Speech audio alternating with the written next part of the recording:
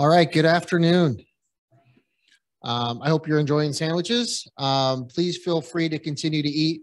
We will go ahead and start our luncheon discussion on a topic that anybody engaged in residential energy efficiency either knows about, definitely should know about, and I think altogether should be very excited about as an opportunity to see pay as you save operate in Missouri by our investor-owned utilities as an alternative way to help ratepayers deal with changes at home, energy efficiency measures.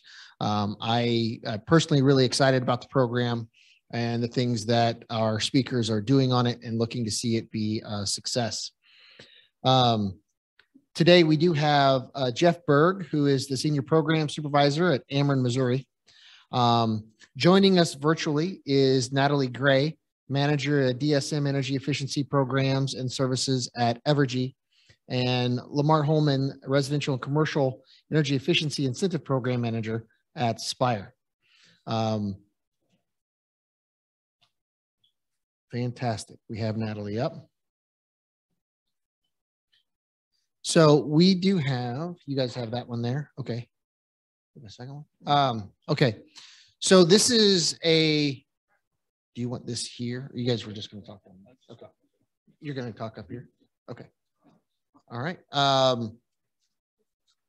So first up we have Lamar. What does the ideal pays? Presentation. Okay. I was not aware of that. That's fantastic. Ignore me. We actually have some more information coming. All right. All you. All right. Hello, everyone. Oh, my goodness. All right. I know the lunch is great, but I have to greet you with the Kansas City greeting because I am from Kansas City. I know I work for Spire. Our headquarters is in St. Louis. I live in Kansas City. And so I have to greet you with the Kansas City greeting. Go Chiefs. All right. No, you know what? That's okay, haters. Some of you, that's okay. Well, hey, I'm really glad to be here to speak with you about PAYS. Let me ask you first, how many of you are aware of PAYS and kind of it's on your radar? Okay, so a good amount of you. I'm going to do a brief presentation that gives a very high overview of what PAYS is. It'll be so high, it'll feel like it's a drone, but yeah, let's walk through it and then we'll answer any questions that you may have after I'm done with this brief presentation. All right, next slide. Oh, no, I've got it here. Oh, you okay. Thank you. Thank you, Travis. And you're awesome. So a couple of things we want you to know about PAYS basics. One, the program is designed to really encourage energy efficiency equipment upgrades. And also helping to eliminate upfront investment cost to the customer and recovering the cost through a monthly charge on the bill.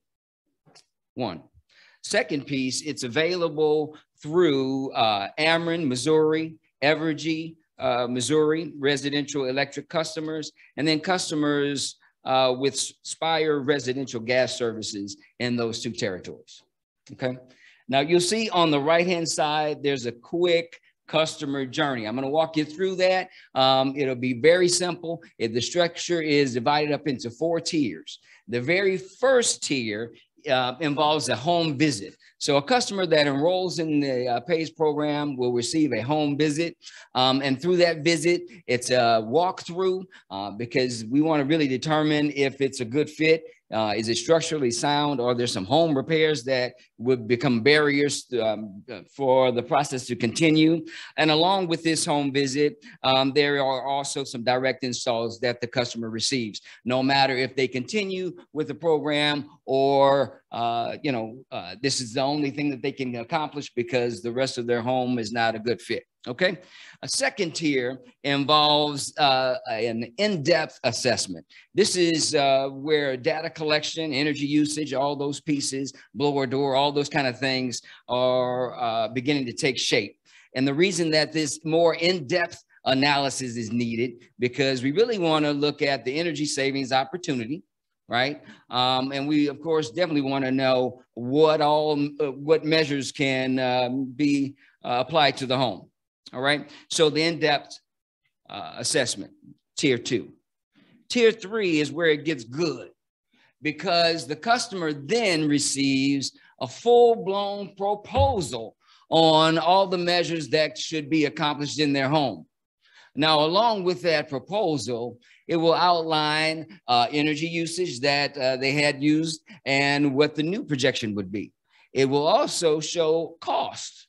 If there's a co-payment that would be needed to help offset some of the costs, or if the energy savings will be so great that there is no copay. We'll talk about that here in a moment. And through that proposal is where the customer sits down and contemplates, wait a minute, do I really want to complete this bill, or is this not a good fit? So through that conversation, they will determine and make a decision to either continue moving through the program to its completion, or it's not a good fit, and thank you for your time. Fourth tier is where the work is actually accomplished. So the trade allies come in and perform the work, whether it's weatherization, HVAC, whatever the deal may be.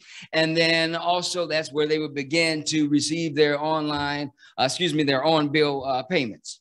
Pretty simple structure, 1, 2, 3, 4. Okay, let's go to the next slide, please.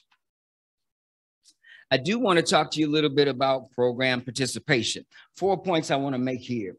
First, the project qualification. So the finance cost must be no more than 80% of the estimated bill savings over the term. Okay. Why is that important? It enables the participants to see the energy savings and how that relates to their payment that they're receiving on their bill.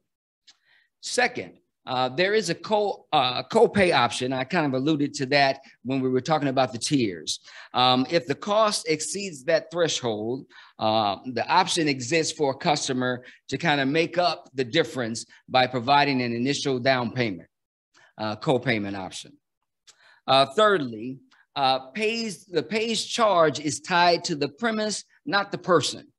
So let's say, sir, you have a great home and you love it, and you just got a pays deal and you closed on that and you're loving it. But for whatever reason, the prices in the market are calling you to sell your home and move to Florida, right? Okay. And then Todd over here decides to purchase your home.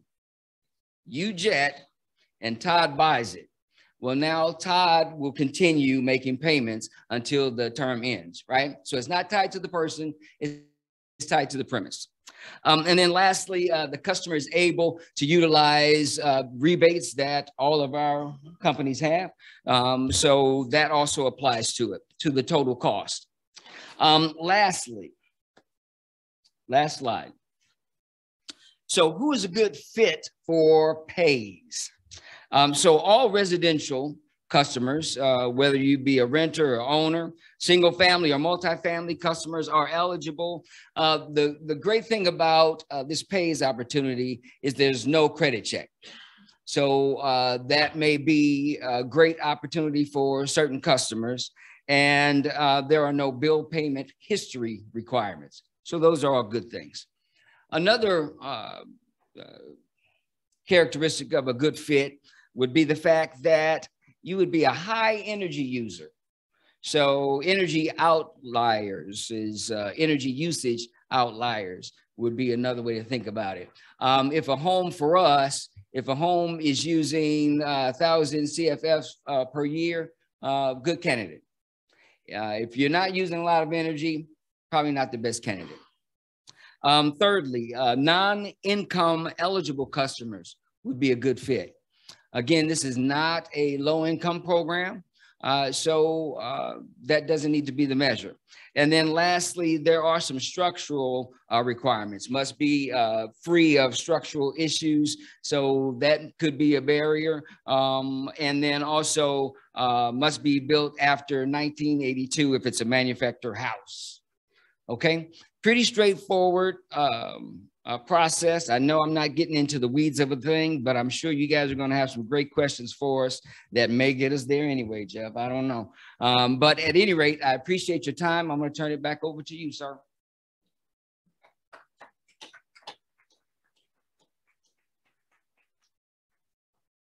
Thank you, Lamar.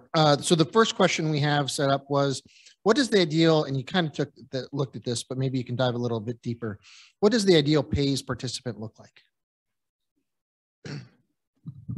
Well, as I alluded to in the presentation, the PAYS program first is not a low income program. It's not designed for that. We already have that space filled by weatherization, right? And just so you know, weatherization costs nothing to participate in. It also has a spend on average of a little over $6,000. So great opportunity for those that are in that low income bracket. Okay, so what PAYS is a good program for, or like I alluded to again, is those homeowners, renters that are using a lot of energy. And a lot of energy usage is typically due to some behavior, right? But sometimes it's due to the structure. They need a low insulation. Maybe the HVAC systems are obsolete. So that would be a great thing. But we've also found that in a lot of the programs that we offer and rebates that we offer, there's still a gap. And that is the folks that may be $100 over income for weatherization, or they're making just a little too much to receive some of the income eligible programs. So this would be a good opportunity for folks to jump in at this level. Also, those folks that may not have the ready income and savings to jump into weatherization and HVAC opportunities and equipment installs in their homes. So this is that type of program. We hope it fills some certain gaps, but it's very specific, I would say. Okay. Jeff, anything to add? No, I think you covered it pretty good. What? Yeah. Yeah. Natalie, anything to add? Hi, good afternoon. Can y'all hear me okay? Okay. Hold on one second. We aren't hearing you. Let us fix things on our end. Go ahead and try again. Okay, can you hear me now? There we go. All right, perfect. I don't have anything specific to add to that question. I will just restate what Lamar said very eloquently about the income. I know that I've been in conversations in the past where there's been a great deal of discussion and interest in PAYS. I just want to reiterate his point about this is not for the low-income customer. Low-income customers actually have an even better deal that they get their upgrades for free through our weatherization funded programs. This is more of a program for those, as Lamar alluded to, that ultimately just don't have the cash capital to make these sorts of upgrades, and or just prefer to have a low interest tariff on their utility bill. Other than that, I'm good. Thank you. Fantastic. So you kind of mentioned, Lamar, one word there that really struck me. For anybody who's familiar with energy saving contracting, right, especially on the residential, energy efficiency can often change the behavior of the property owner. So we're all feeling a little cool right now. I have spoken with the hotel. We are trying to get it up from where it was. But if you have a really inefficient heater or air conditioning unit, let's say heater, you're going to set it at winter at, let's say 68 degrees because it's expensive, right? But the moment that you get a new heater in, and then the next month you see that your bill's really low because you got a more efficient unit, you're like, well, I don't want to live at 68. I'm going back to 75 where I know I like it. How does PAYS deal with that? Anybody? Because you guys are talking about how there has to be a savings threshold met on that bill. If they're going to change that, all of a sudden that savings is eaten up. Sorry, that wasn't your question that you had on the list, but it. No. It's a good question. You want? Yeah, I'll start, and you want to finish? Okay. Okay. So you know what? Now, yeah. Okay. So I think that sometimes the point that you're making is great, but sometimes what we forget is along with this process, there's a weatherization piece to it. And so the home becomes a little tighter. So not as much, hopefully not as much conditioned air is going out of the home. So the need to feel like they need to kick up the temperature won't be as great because, you know, it'll stay intact a lot. So we're looking at that, but also keep in mind that through the PACE program, we're looking at past usage, right? And part of that easy plan is helping to predict by looking at past usage, what your future usage might be. And hopefully also through the education process, they will say, well, you know, I may be tempted to turn up my AC or whatever the case may be, but I won't do that because I've been educated on the necessity of changing my behavior. Maybe one other thing I'd add to that. So Laurent mentioned that the cost effectiveness analysis with the 80-20% rule, right? So the estimated or the total job cost has to be 80% or less than the 100% of the total estimated bill savings for both gas and electric bills. And the intent of that is that customers save money on their bill. We set that at an 80% threshold to give ourselves some leeway, right? So our ultimate goal is that one way or another, you are saving on your bill. Not the 80% gives us kind of a 20% swag there, where there may be some customer behavior changes in the future, but hopefully that'll be that 20% will give enough of a cushion there that they'll continue to save to some extent, even if it's not that full 20%. Natalie, anything to add? Nothing more here. I think they did very well with covering that, and we've heard feedback similar to that through other discussions we've had and/or concerns.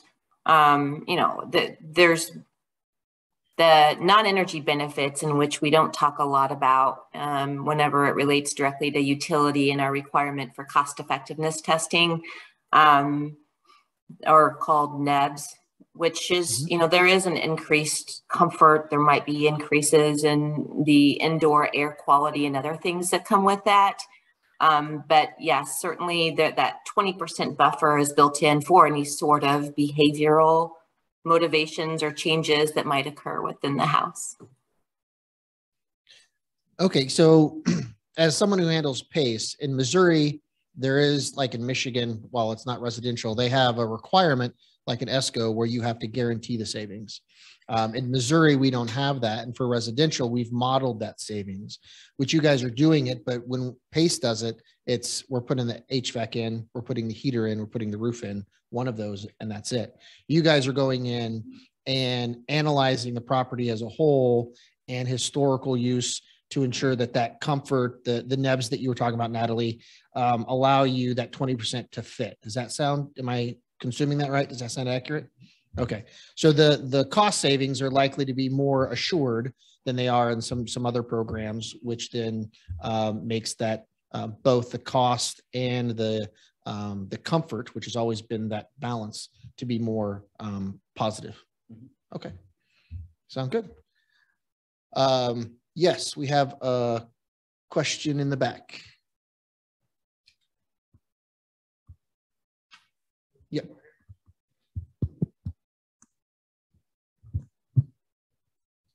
I would just like to know, well, a couple of things here. What's the implicit cost of money in this program, like the equivalent of an interest rate if you're taking a loan? And three, do you have to deal with both electric and gas providers if you have separate providers, suppliers? Or can one do it all? I think I was listening to Spire talking about they were going to look at everything and even the electric bills. And then well, what happens if you start putting in things like, you know, heat pump hot water? You know, is there fuel swapping allowed if you're in the Spire program? Yeah. So You say that with a smile because you already know. No, I don't. No, I say it No, with a we smile because know- it might be you're treading on fine. thin ice. You're fine. No, I'm gonna let you start. I can't remember all the questions. That was So- great. I got them. You got 'em? Yeah. So No, the first question has, sorry. No, you're fine. Okay. So the first question has to do with, is there an implicit interest rate? Like what's the charge that goes with this? Yeah, you wanna- I can answer that. Go, So, Jeff. so participants have a 3% interest rate. And that is standardized across all three programs, Evergy, Spire, and Ameren. Great. The second part of that The question. second question was, how are you dealing with the cross provider issue, i.e. Natalie dealing with Lamar and, Jeff dealing with Lamar. I mean, he's really the center. He's the difficult problem. right there. I'll take a first stab if that's okay. Essentially, it depends on, since all three of us are running a program, it depends on what your service provider is, right? So if you're Ameren Missouri Electric only and you have some non-Spire gas provider and non-Ameren gas provider, it would be Ameren Missouri Electric only serving you. And so then when you go through the program, you get your upgrades. There's a charge on your bill that would show up just on your Ameren Missouri Electric bill. But if you're an Ameren Missouri Electric and Spire gas customer, you're automatically participating in both programs. So at the end of that process, yes, we're counting the gas bill savings, the electric bill savings, and you will end up with that total cost kind of parsed out between your two bills. Okay, so it's on both bills. Yep. It's on both bills. Okay, that was the response in the audience, was on both bills. Natalie, would you like to add anything regarding the cross provider or the interest rate? I think was clear, but. Oh, I think they covered it well. All right. I stole the mic. Yes. I didn't want Travis to have to walk any further. I just wanted to ask a little bit about the scopes of work and where you're seeing, well, what would be a typical energy savings in terms of percentage of where they were versus where they are after the PAYS program? And what are the hard to reach, deep retrofits that are a struggle and may need some other tools to complement what you're doing? Natalie, both of them said they wanted you to go first on that one. Hey, I appreciate it, guys. It's great. Can you kindly repeat the question, please? So do you want to go ahead and redo it? I was just saying the first one was the typical savings or the on a project, if you have looked at that analysis. The average typical like KWH savings, is that what the question is? Typical savings, yeah. What you expect for the program? I can't speak to that number. I'm sorry. No wonder that question was deferred to me. I think so. No, you know what? I'll take a quick stab at it, which is really not going to be answering the question, but I will give you a little background. So the program is really new, right? So we really haven't had many opportunities to analyze homes that have moved through the process. So give us a little more time, and I'm sure next time we see you, we'll have some data points to share with you. How about that? So the second part of that question had to deal with what you expect the hard to reach retrofits. What are the things that are going to be the hardest to achieve? I can take a stab at that unless we still want Natalie to go first. Okay. Go for it, Jeff. Okay, thanks.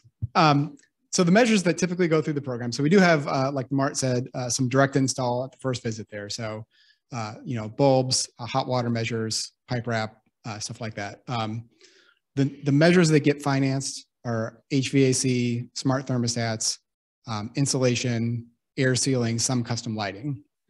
And kind of what drives that is that 80-20 rule, right? So it's the cost, it's the KWH and therm savings, it's what qualifies or gets close to qualifying. Typically, a lot of times what we'll see is a customer will get an offer with HVAC and those building shell measures, and they'll get kind of the insulation air sealing offer by itself. And the reason being is that there will be two different copays. And I think my recollection, typically HVAC, the HVAC only offers, or when you wrap it in, end up having essentially a higher copay. So I would say, speaking from memory, like the insulation, air sealing are probably more common. Now, having said that, once we're pulling in co-delivery, which is still a relatively new, I think Spire launched their program in May, right? So I think pulling that in and really fully counting those gas savings, we're gonna see how much that affects, you know, the frequency with which those qualify and whether kind of the HVAC catches up to the other measures. Natalie, anything to add? No, but I won't add to that. I will go ahead and attempt to answer the question about the average savings, just because I was able, since I'm remote, that's a benefit that I have that the other two panelists don't have, is I can look things up real quickly.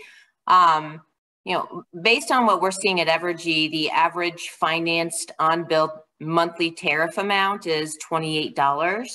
And so if you apply the 80% savings rule, or 20% variance between the savings and what the bill would have been, that's about a $5 a month savings, while you're still enjoying the additional comfort and savings that your upgrades are offering. All right. And the interesting part is, like, for residential PACE, the number one component installed is HVAC.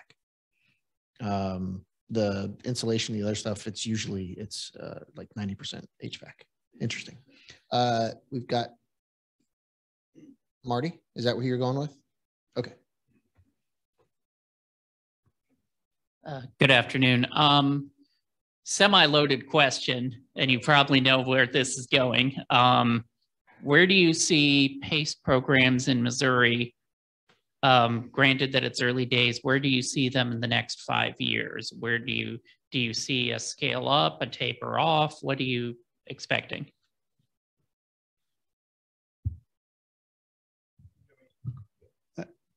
If nobody else is going to jump in, I'll start first. I'll second your motion. You want me to start? I'll start. You know what? So the very interesting thing that I think we can all agree on is that PACE shows a lot of interest. Folks are really hyped up about it, right? Great opportunity, sounds good. And the other component is that it gives me an opportunity to work with Jeff and Natalie and others in the state. So all those collaborative efforts are always positive. Now, where do we see it in 5 years?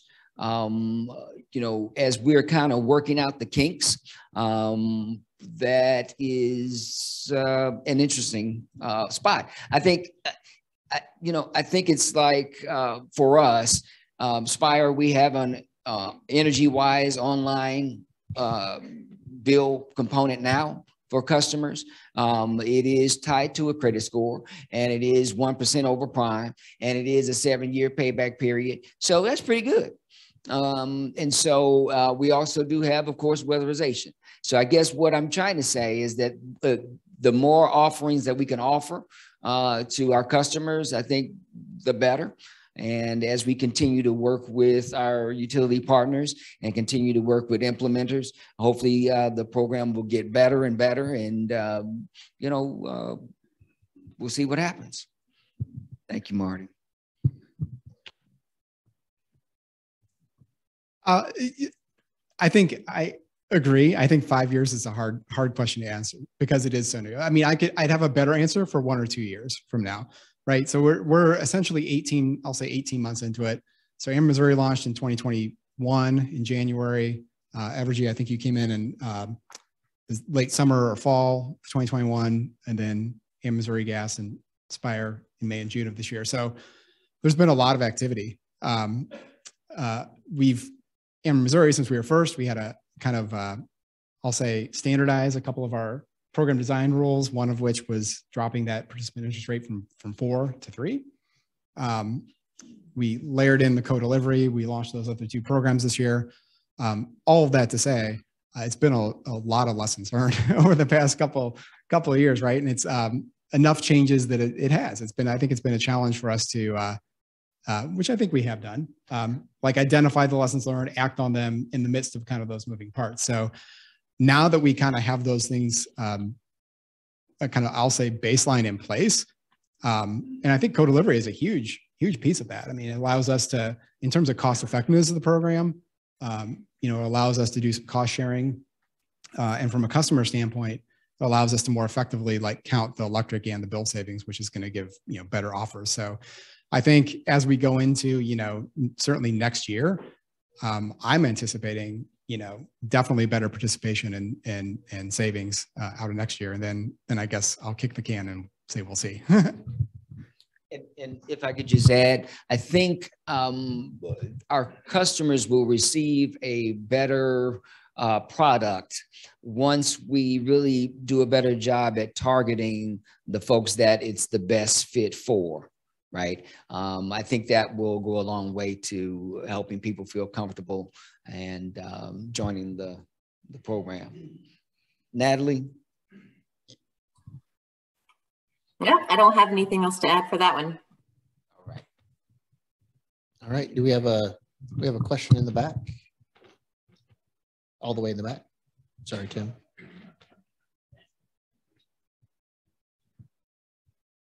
I want to back up to the interest rate question a bit. So obviously the cost to the companies of the capital is more than 3%. How is the balance of that financing cost being funded or repaid? For the, I mean, you're putting the capital up front to buy the equipment, pay the installation fees. The customer's only paying a 3% cost on that funding.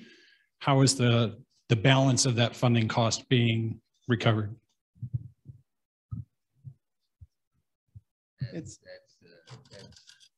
That's a great question, which I'm going to stay out of it. Well, I can. Natalie, you've been nominated to take this one as well. You know what? I saw heads turning upward. The screen that y'all are looking at must be to your left. So I do know a little bit that I can provide to respond to this question, in that the pays, what is Evergy, it's still in the pilot form currently in Evergy, which is a little bit different than the other two utilities there. But within our agreement and our financial structure, 3% was determined based on our amount of investment cost whenever we look at the corporate levels and what we felt comfortable with. I will say that there is this PAYS pilot is being offered through MEA. So it's essentially, it's different than most of our programs, in which the entirety of all things related directly to the programs are funded through the MEA channel, through the what we call the DSIM line item fee that essentially recoups lost revenues and helps us support the programs at the level we have approval for. And so the administration, the delivery, all of the details, that even the energy savings kit cost, all of those are absorbed through our MEA DSIM.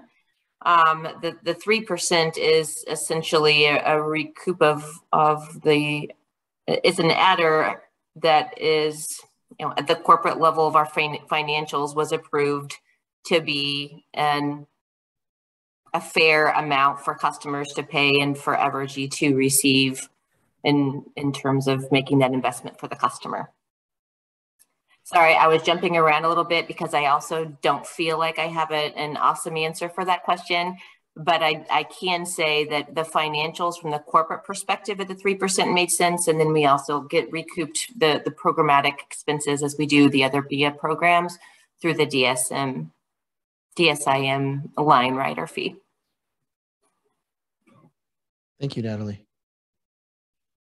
It's great. Yeah, we'll do Tim and then up front and then.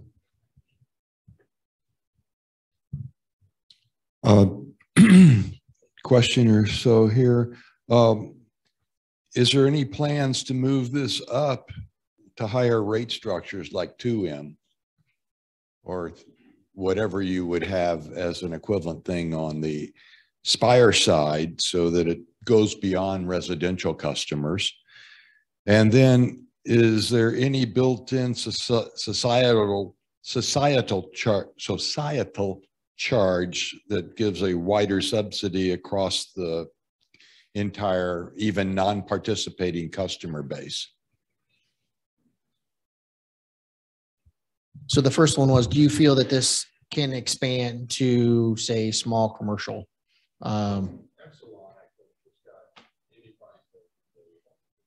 So, or just other customers in general was the question outside of residential. Sure. I mean, from Ameren's perspective, I can say, I mean, I'll say potentially, but nothing that I know of outside of kind of the exploratory planning phase. Yeah, I would just second that. You know, right now we are so focused on trying to get this right that it would make our head hurt to try to think of any other thing at this point. But, you know, we never know what the future holds. Natalie, anything to add on expansion? I would say, given the fact that all three of the utilities have rolled out the registered trademarked pay as you save model, what our direction is defined by the rulemaking that's established by the EEI, the kind of the master trademarked program holder. So if they determine that small businesses or other customer classes might benefit from participating and we could expand it, that's something we could certainly, you know, think about and think through if that might be an added benefit for that customer segment. And then the second part of that question is, is there a sliding scale based off like ability to pay or socioeconomic position? I know you had already mentioned that there's weatherization. You all feel that it's segmented and different. Yeah, I'll say not currently. Okay. Sorry. Question about transparency and visibility for the future buyer. Hold on. Oh, there we go. My question is about transparency for the future buyer, because you said that this will stay with location ID, to use terms that utilities do. Do you still attach it to the warranty deed? Do you carry the loan at the utility? Biggest question, I guess, is how is the future buyer going to know that that is attached to that location ID? Instead of getting a surprise at the sales, like, oh, well, by the way, your utility bills are going to be X amount higher each month because this loan's attached to it. How would a future buyer know that it's there? I can go ahead and jump in on this one. So the good news is the design of the PAYS program and those that through the process have been identified as good potential candidates and that actually do participate through the upgrade, their bills won't be higher. They're actually designed to be less through the application of this rigorous process in which our implementer e-utility has designed and put in place to have us feel pretty good about ensuring that. So again, bills less than they would have been otherwise. Also related to notification of future owners and or I guess tenants if it's a rental situation. The process is that, you know, there is a form in which the owner of the building is required to pass along to the new homeowner and or I guess tenant in rental situations. We all know that that's probably not going to happen every time. And what we at the utility can do is also have that form available for customer sign off once they contact us to put the service in their name. And so, you know, I feel like there's no magic bullet in terms of ensuring an easy, simple, smooth handoff process, but you know, that's just the structure in which EEI has proposed to us as part of their PAYS process structure. There is one other thing that I would add to that. So the program does attach a notice that I think it may be the exact same notice that Natalie's talking about, where possible to the property records. So if somebody's looking to make a purchase, that should be there where we're able to do that. But to Natalie's point, until somebody makes a change to their account, we do have a limited communication channel. So it's a bit of a challenge, but then on our side, you know, we do have, I know speaking for us, at least we do have some pop-ups like in the move in, move out screens, and certainly with our call center FAQs speaking to some of the things that Natalie's talking about. Once we do get in contact with them, to hopefully, and hopefully at the end of the day, you know, again, to Natalie's point, it's a positive message, right?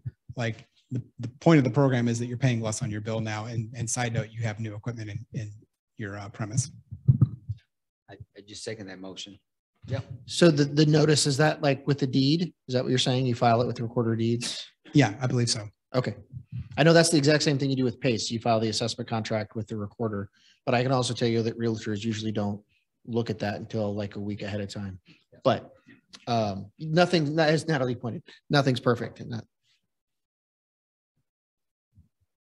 You had mentioned earlier that in some scenarios, they may actually get two offers, a split offer, one for mechanicals and one for, say, envelope. Can a homeowner do this in stages? So do just the envelope now and do mechanical later, or vice versa? So effectively have two different loans out with you? Yeah, they can. Long story short, yes. All right.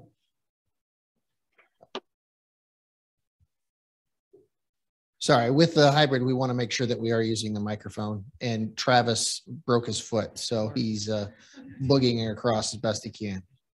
I guess one question I had is, you mentioned that you guys do some weatherization analysis. Does that include windows and doors? And are you working with any contractors if that was an issue in somebody's home?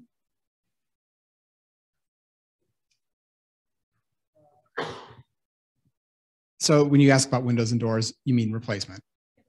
Yeah. Those are not measures that we currently are replacing. My understanding is it's primarily due to the balance of the cost versus the savings.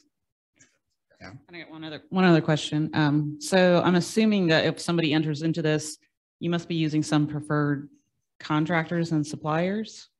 Is that accurate? Yeah, that's right. Yeah, we have basically program partners that we partner with to do the installation. Are they the same program partners that you have in your other MIA program, or is it something you sign up separately? For us, I believe they don't have to be, but I believe they all are connected to some of our other programs.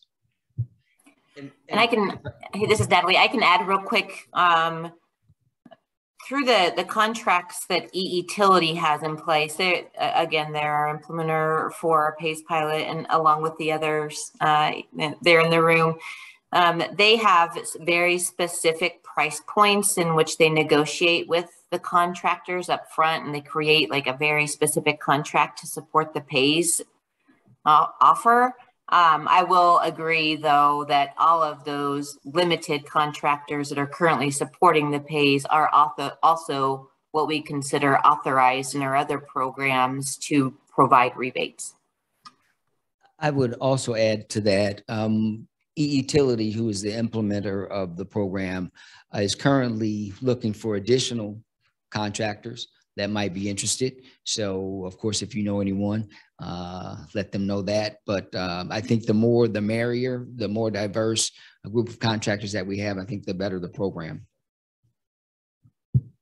I'll just add one thing, not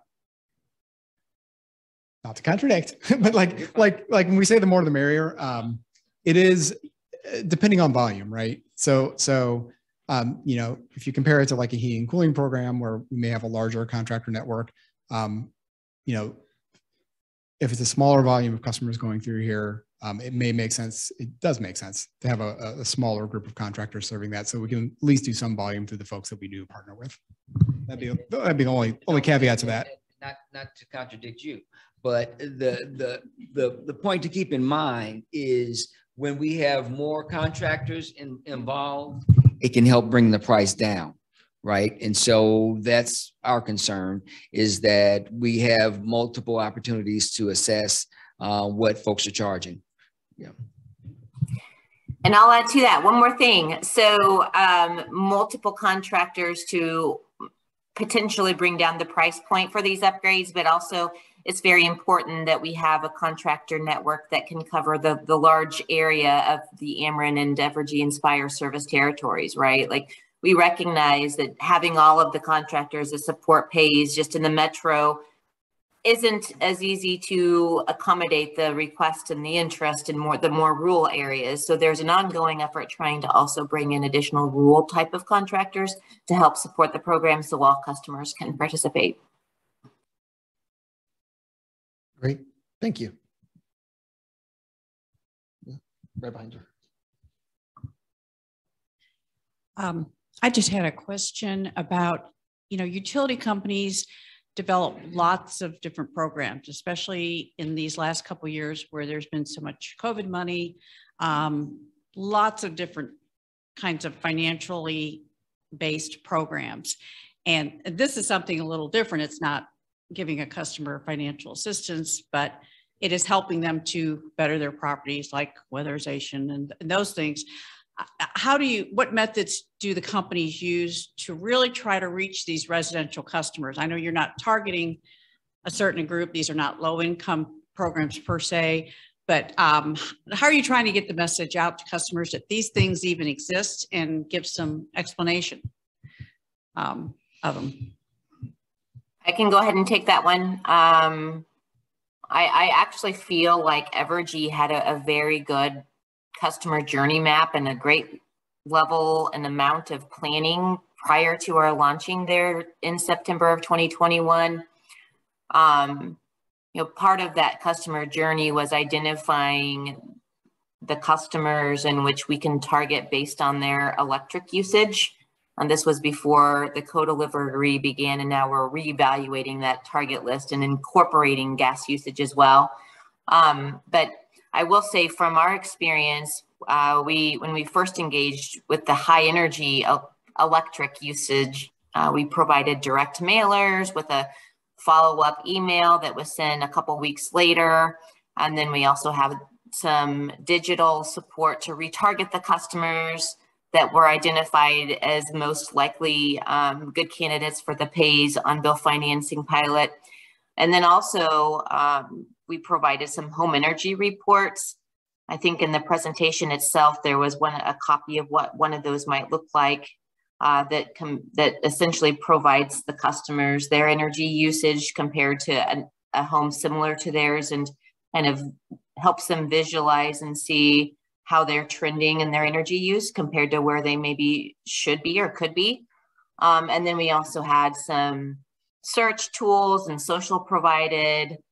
So we actually had a really great rollout with a well thought through marketing plan. We actually reached our Q1 enrollment goal after only 6 weeks of launching this marketing campaign. And ultimately, like, even within the first quarter, we more than doubled our target goal for the quarterly enrollment. So there is a lot of interest out there. There is a lot of interest in energy efficiency. And what we've learned is also there's interest in having a tariff on your bill to help, pay for this upgrades with no additional out-of-pocket expense. As Lamar alluded to, it's just very important to ensure that we're targeting the right customers, to ensure that they'll see that cost to project, the savings to project cost equation work out the way that PAYS was designed ultimately. No, I think that's Natalie hit it on the head very well.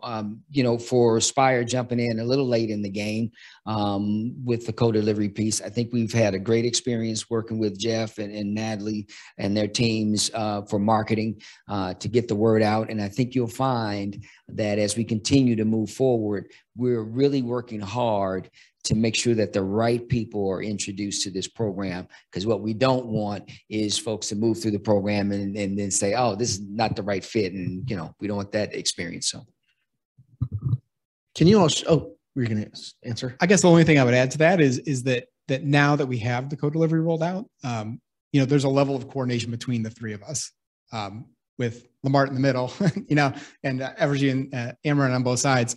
To some extent, we're trying to reach the same customer, right? And so there is a level of coordination ongoing between the utilities, even on the tactical marketing plans and what's going out when.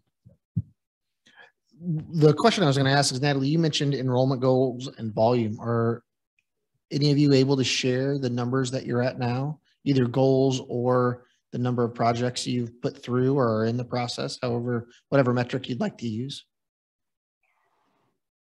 So I can share, so our pilot, again, launched in September of 2021. So we're not quite yet at a year of current in-field opportunity for customers to participate in PAYS.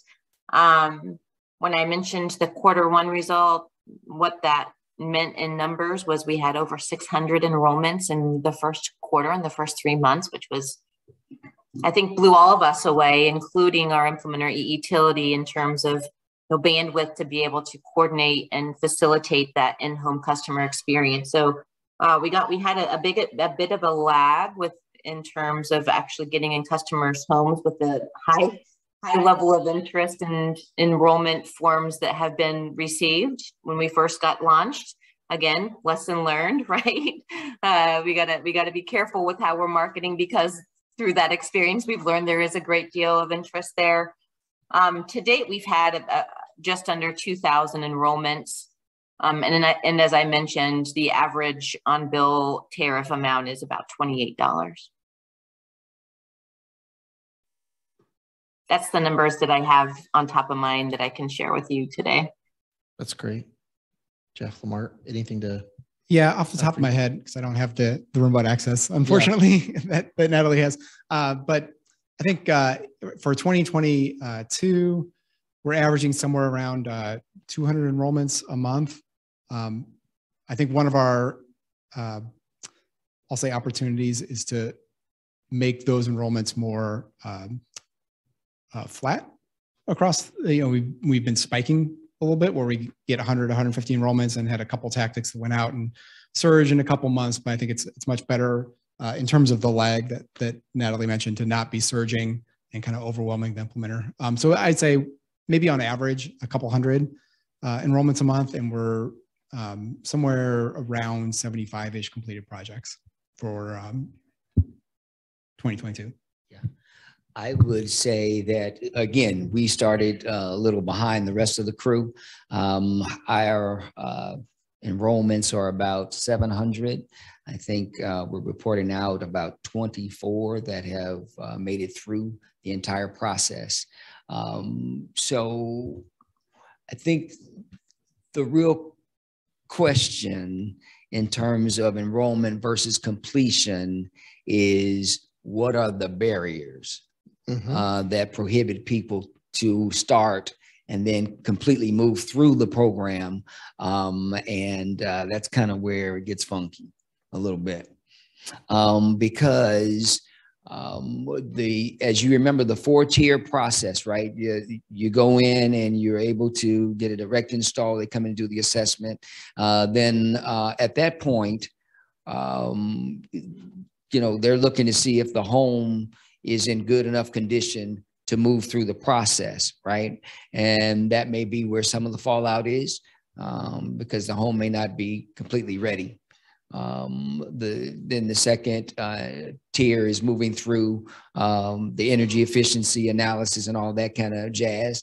And by the third time, when they get to the third tier and the easy plan happens, that's where you begin to look at the costs. Is there no cost and you just have the tariff, or is there the tariff and a copay? And that's where things get, a little complicated, because maybe they don't, maybe the customer doesn't have the extra dough to expend on that copay, and they drop out at that point. Are there other barriers that you, Natalie or Jeff, that you'd like to share with us?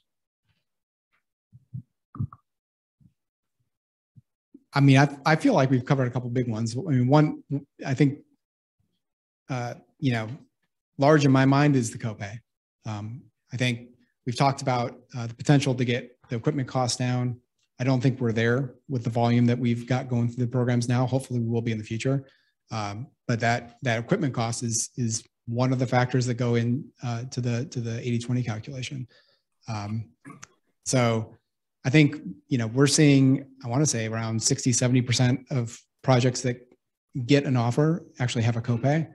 And, you know, frankly, like, I think the average copay is higher than what we had originally, you know, kind of planned for, right? Before we launched the program. So I definitely think that's a barrier. Yep. And I can add to that as well, that from Evergy's perspective, that's also what we're seeing is that the cost of the project versus the incremental savings as expected whenever we're performing the 80-20 rule is that the cost is outweighing the benefits. A large portion of that from the anecdotal feedback that we've heard from utility out in the field is that, you know, inflation is impacting a lot of areas, including HVAC equipment installs. I think that they've reported out that, and we also hear through our other HVAC related rebate program that we have in place that, you know, the average cost has increased about 20% for the equipment itself.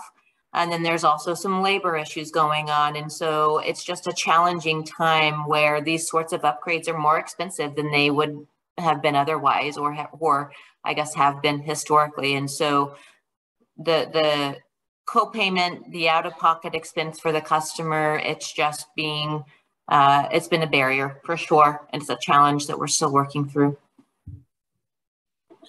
Well, if I know there are other questions, we are past our time for this session. Jeff and Lamar are here. I'm sure they're willing to answer questions. I can assure you this was a session we wanted last year, but obviously, as I mentioned, programs were really not up and running, so we couldn't share a whole lot. I fully expect us to have the three of you back next year to hear a lot more of the successes and how you've addressed those barriers in the program. So if you could all join me in thanking them for a very engaging panel. So our next session is dealing with time of use rates, energy efficiency.